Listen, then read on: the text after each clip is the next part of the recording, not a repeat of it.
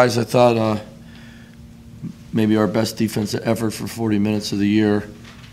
They're a high octane offense. They have guys that can score and make plays, and we need to get a couple stops late. We didn't, and they made plays. They hit those threes with the shot clock going down, and you know, we had some opportunities. You know, we had a couple ill-advised turnovers that led to easy ones, and then, you know, we got to make open shots, and we did at UMass. We didn't do it here. We had a couple go down that popped out, and we had a couple wide open. We teed up. They were collapsing so hard that, you know, we had the right guys shooting shots. But you know, you got to make shots this time of the year.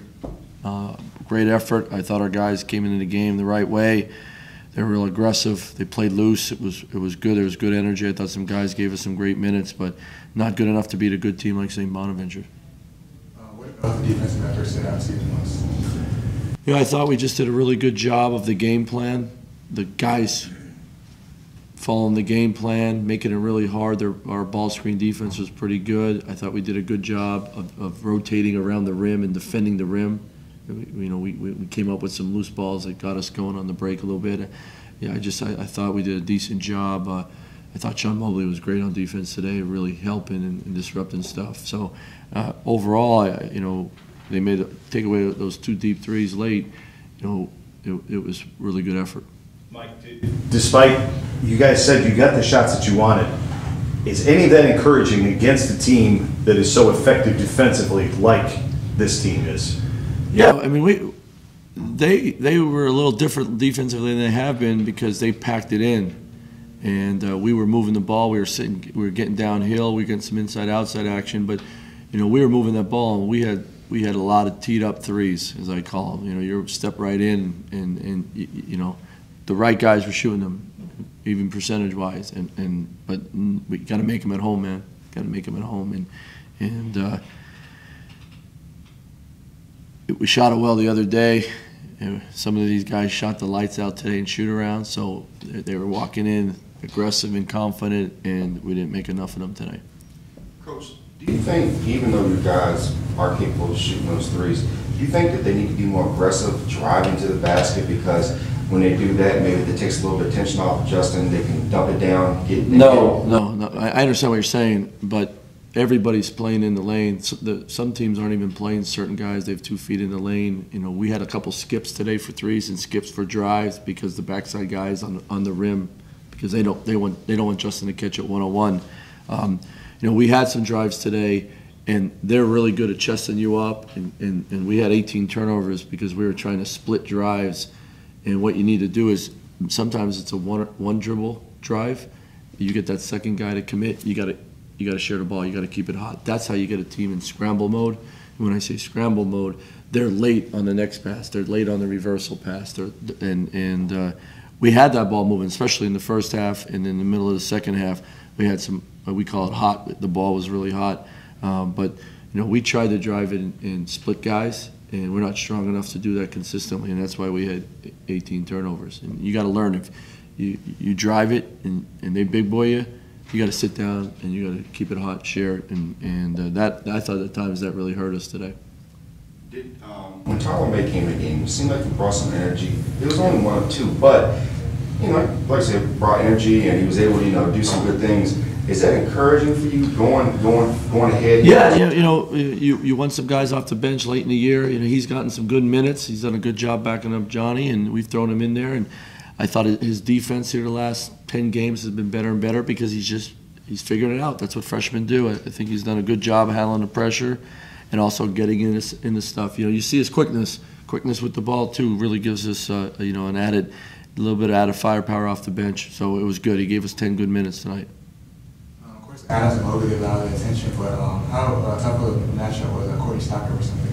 Yeah, you know, he's just really aggressive, and you know, when they got us in rotation, he did a really good job of slashing, finding open spots. But he got, you know, he also he's really good around the basket, just finding ways to finish, keep the ball alive. There's a couple times where he just ripped it on us. You know, he turned it over a few times too. We got to travel a couple times. He turned it over, but he just sometimes beat us to the open spot, beat us to the rim, and our rotations off the ball screen, because Adams, he's a high-level point guard. Adams puts you in rotation, and gets you scrambling a little bit, and we were a little bit late, especially on him when he got it around the rim or slashing it. Mike, this felt like a really loose game. I don't know that either team played as well as they are capable of playing. Is there anything that contributes to that? You know, a lot of turnovers, a lot of travels, a lot of missed shots. What? Yeah, you know, I thought both teams played really hard. I thought both teams sort of was a little more physical maybe than some others and chested it up, and that happens. You play off balance. You don't sit down. So, you know, I thought it was a hard-fought game. We just didn't. You know, I felt for us was you got to take care of that. Like you got to own a possession where I'm not turning it over this one. I'm sitting down. If I get bumped, I'm going to be stronger. And you know, we turned them over 17 times, and they don't turn it over much. But then here we come back and we turn over 18, and they'd impress us. And you got to sit down. You got to be strong with the ball.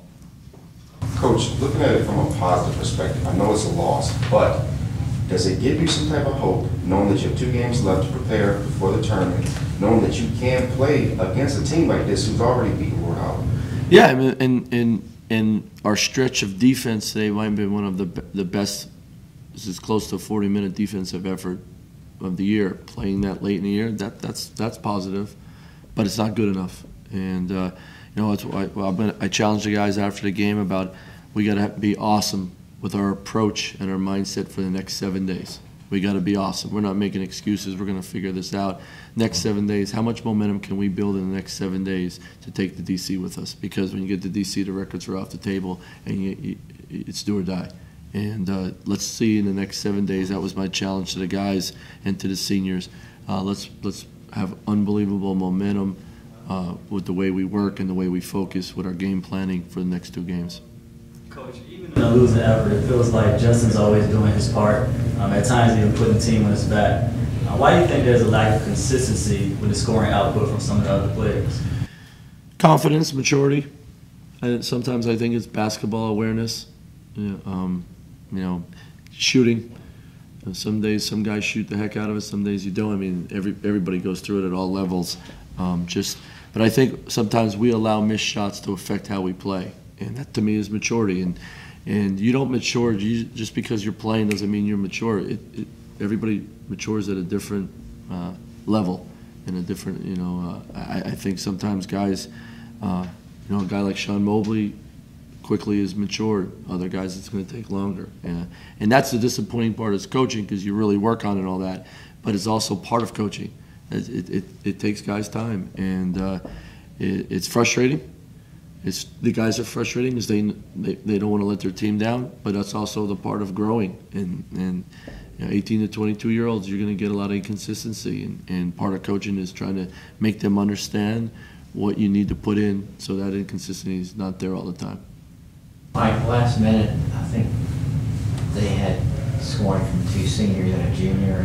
Is that just a matter that they've been through this before, that they have the boys to not get drawn into a crowd and hit a 3 as the clock was running down? Yeah, those guys have been through they've been through this without a doubt. They've been through the battles. They've been through it. Adams and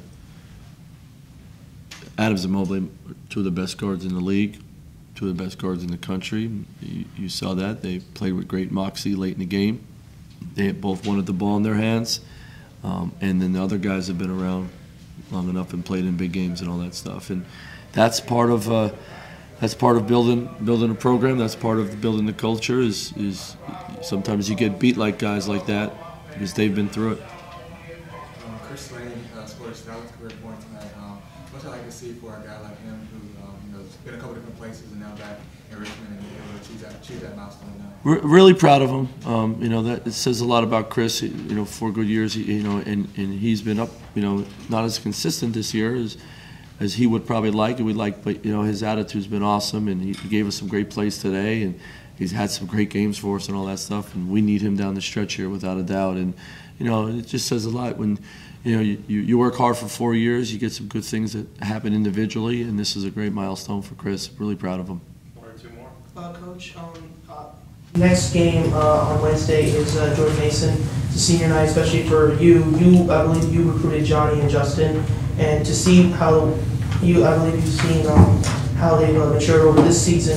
How emotional do you think it will feel for them because it is their last home game in Siegel Center, and you being the one who recruited them. What does that mean to you? Well, number one, the two of them and Chris, they're great kids. They're great kids, not good kids. They're great kids, and they love VCU, and they care about their teammates. They care about each other. They care about this university.